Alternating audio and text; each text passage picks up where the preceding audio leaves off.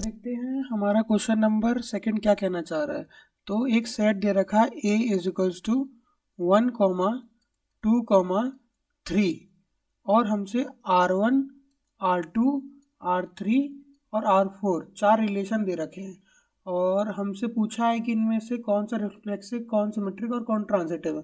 तो चलो इनको एक एक उठा के स्टडी करते हैं। तो देखते हैं R1 रिलेशन क्या है।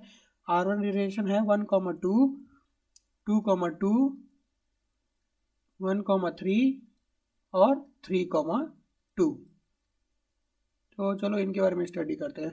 तो अगर किसी रिलेशन को रिफ्लेक्सिव होना होगा ए सेट के लिए, तो ये तो सबको पता होगा कि उस रिलेशन में 1, 2, और 3, होना जरूरी है। ठीक है, तो देखो क्या R में ये तीनों है। इसमें सिर्फ 2, तो है, लेकिन 1, और 3, तो नहीं है। तो ये अपना सेट रिफ्लेक्सिव तो नहीं है।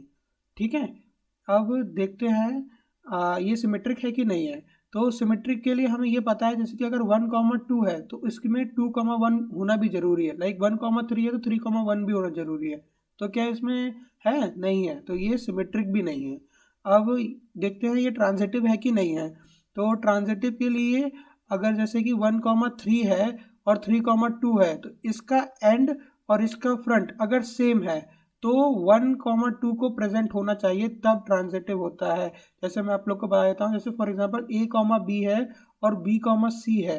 तो मतलब जैसे कि इसका एंड और इसका फ्रंट सेम है, तो अगर उस रिलेशन में A, C प्रेजेंट होगा, मतलब जैसे यहाँ पे इन दोनों का, इसका पहला वाला और इसका एंड वाला अगर प्रेजेंट होगा, तो तब उस रिलेशन को ट्रांजिटिव बोलेंगे। ठीक है, तो बताओ इसमें क्या है प्रेजेंट। हाँ सर, 1, 3 और 3, 2 का है। तो देखो यहाँ पे 1, 2, हाँ यहाँ पे पहला ही सेट है 1, 2। तो ये ना रिफ्लेक्सिव है ना सिमेट्रिक है, लेकिन ट्रांजिटिव है। चलो R2 के बारे में देखते हैं। R2 क्या कहना चाह रहा है। R2 अपना रिलेशन है 3, 3, 2, 1 और 1, 2। तो इतना मेरे को लिखते ही इतना सबको तो दिख गया होगा कि ये तो रिफ्लेक्सिव तो नहीं है, लेकिन इसमें सिर्फ 3, 3 है, ना ही इसमें 1, 1 है और ना ही 2, 2 है। ठीक है, तो रिफ्लेक्सिव इज सुपर इजी, ये तो सबको समझ में आता है। चलो सिमेट्रिक देख लेते हैं। सिमेट्रिक के लिए 2, 1 है तो 1, 2 भी होना चाहिए। तो 1, 2 है। अब कुछ लोग बोलेंगे सर 3, 3 के लिए, अरे तो 3, 3 का उल्टा करोगे तो क्या होगा, 3, 3 होगा। तो अब एक सेट को रिलेशन में दो दो बार तो नहीं लिखते, एक ही बार लिखते हैं ना। तो हाँ, इसका भी मतलब कि सिमेट्रिक प्रेजेंट है। 3, 3 का 3, 3 होगा, जो कि लिखा हुआ है। ठीक है, तो ये सिमेट्रिक तो है। ठीक है, अब ट्रांजिटिव के लिए देखते हैं। तो क्या बताओ ये ट्रांजिटिव है? दिख रहा है आप लोगों को? देखो यहाँ पे 1, 1 और 1, 1 इसका एंड और इसका फ्रंट सेम है, लेकिन क्या इसके पास 2, 2 है R2 के पास?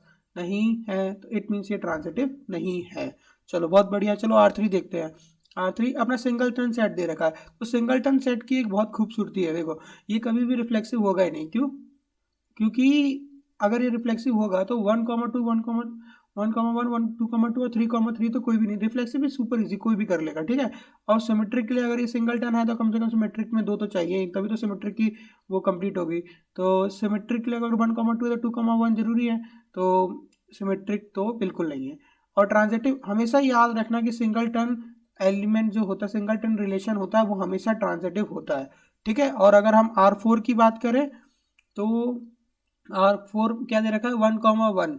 देखो इसमें 1, 1 दे रखा है, तो ये रिफ्लेक्सिव तो बिल्कुल नहीं के लिए 2, 2 और 3, 3 तो मिसिंग है। तो देखे तुमने बात नोटिस की, ना ही R1, ना ही R2, ना ही R3, ना ही R4, इनमें से कोई भी नहीं था जो कि अपना वो हो, रिफ्लेक्सिव हो। ठीक है, अब सिमेट्रिक देखो, अब ये बहुत अच्छी बात हुई, सिमेट्रिक तो ये है।